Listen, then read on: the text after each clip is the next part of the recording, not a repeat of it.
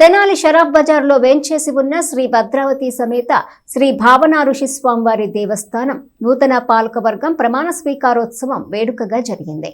ఈ కార్యక్రమం దేవాదాయ శాఖ అధికారిని సమక్షంలో చేశారు.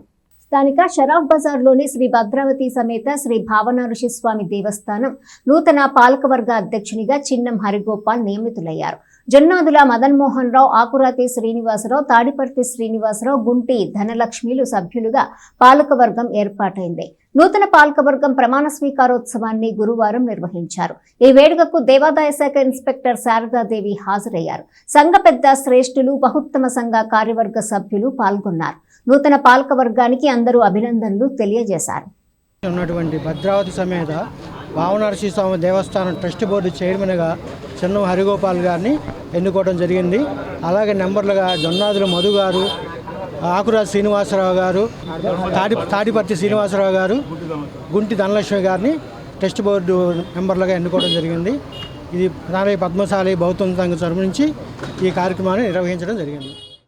దేవస్థానం ట్రస్ట్ బోర్డు చైర్మన్గా నాకు అవకాశం ఇచ్చిన పద్మశాలి సంఘీయులకి, అట్లాగే మన శాసనసభ్యులు శ్రీ నాదన మనోహర్ గారికి, అలాగే మన ఎమ్మెల్సీ శ్రీ ఆలపాటి రాజప్రసాద్ గారికి ప్రత్యేక ధన్యవాదాలు తెలుపుతున్నాను.